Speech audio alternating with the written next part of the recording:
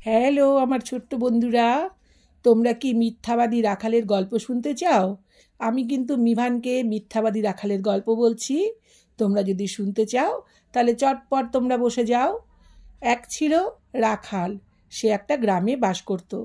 আর প্রতিদিন সকাল হলেই রাখাল তার গরুগুলো নিয়ে মাঠে চড়াতে যেত।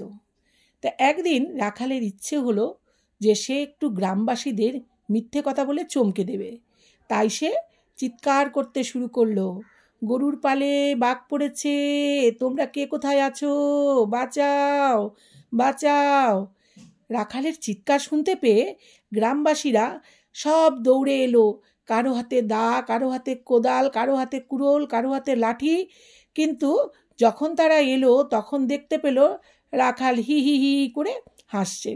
তখন গ্রামবাসীরা খুব রেগে গেল, বলল, তুমি আমাদেরকে মিথ্যে কথা বলেছ। তারা তখন আবার বাড়িতে ফিরে চলে গেল।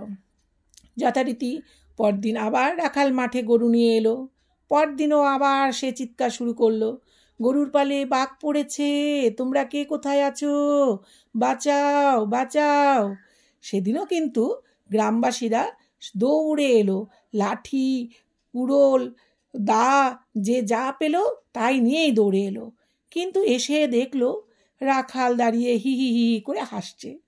তখন গ্রামবাসীরা সেদিন তাকে বলল, রাখাল, তুমি এইভাবে আমাদেরকে মিথ্যে কথা বলে হাসছো, কিন্তু সত্যি সত্যিই যেদিন তোমার বিপদ হবে সেদিন কিন্তু তুমি আর তোমার পাশে আমাদের কাউকে পাবে না। এই বলে তারা সেখান থেকে চলে গেল। পরের দিন আবার রাখাল মাঠে গরু নিয়ে এলো। সেদিন পাশের জঙ্গল থেকে একটা বাঘ বেরিয়ে এসে রাখালের সমস্ত গরুকে মেরে ফেললো। তখন রাখাল অনেক চিৎকার করলো, গরুর পালে বাঘ পড়েছে, বাঁচাও বাঁচাও বাঁচাও। কিন্তু সেদিন কিন্তু কেউ আর এলো না, কারণ সবাই ভেবেছে রাখাল তো মিথ্যে কথা বলে, রাখাল মিথ্যে কথা বলছে, তাই সেদিন কেউ এলো না। সকলের শেষে বাঘ কী করলো, রাখালকে মেরে সে আবার বনে ফিরে গেল। গ্রামবাসীরা যখন এলো তখন তারা দেখতে পেল সত্যি সত্যি রাখালকে বাঘে মেরে ফেলেছে। তখন তারা বলল যে দেখো, রাখাল মিথ্যে কথা বলেছিল জন্যই কিন্তু রাখাল এইভাবে প্রাণটা হারালো। মিথ্যাবাদীকে কেউ কখনো বিশ্বাস করে না। তোমরাও কিন্তু মিথ্যে কথা বলবে না, তাহলে কিন্তু রাখালের মতো তোমাদেরও অবস্থা হবে। তোমরা তাহলে সত্যি কথা বললে তখনও কিন্তু কেউ বিশ্বাস করবে না, ভাববে তোমরা মিথ্যে কথাই বলছো।